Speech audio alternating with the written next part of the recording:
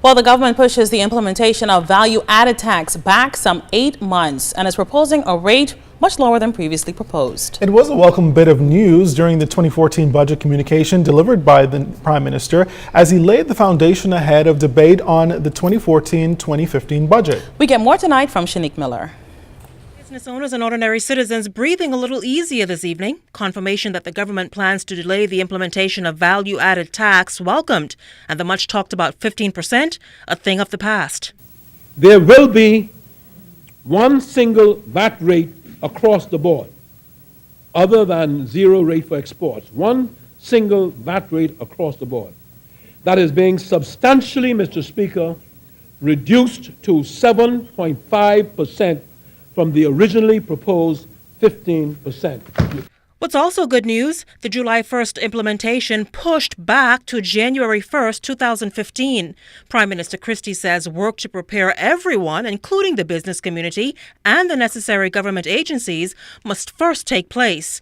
A task force with a budget of $150,000 has been appointed to make the message of VAT one that all can understand. With the private sector task force engaged, the focus on consumer education will be intensifying with a process that is as transparent as possible.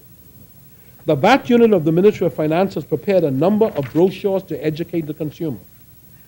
This process will continue to evolve around presentation to various civic and community groups, including churches, schools, and Rotary and Kiwanis Club. As part of the communication strategy for VAT, arrangements have also been made for nightly public service announcements on the local TV stations, as well as for production of lengthier infomercials that would target the business community. With the task force engaged, educational workshops will form the basis of stepped-up engagement with the business community. This is a prelude to the process of registering businesses for VAT and to conducting one-on-one advisory visits with firms. The strategy is two-pronged.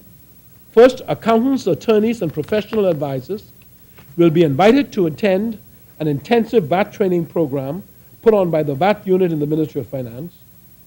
They would then be equipped to impart this knowledge to their clients. Businesses that prefer to deal directly with the VAT unit will then be allowed to participate in a second round of workshops, which will also begin shortly. If there is one group that's not as happy, it would be the Bahamas Hotel and Tourism Association, who proposed that the government introduces VAT at a rate of 6%. My government is fully sensitive to the very important role that tourism as our premier sector plays in our economy, in generating activity and in generating jobs.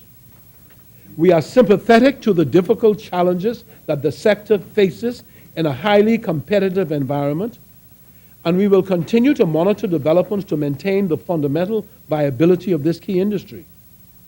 However, the fiscal challenges that we face are as such that on the basis of the balance of evidence and advice that we have garnered from all of the studies and from the experts, we are unable to accommodate the Bahamas Hotel Association recommendation. Leaning heavily on the model adopted by New Zealand, the United States, and the United Kingdom, Christie feels confident that the government can now put in place a policy framework for VAT. He says a VAT bill will be brought to Parliament soon. Meanwhile, the Ministry of Finance is working to meet the new deadline, January 1st. A new list detailing new exemptions will be released by the Ministry of Finance very soon. Shanique Miller, ZNS Network News.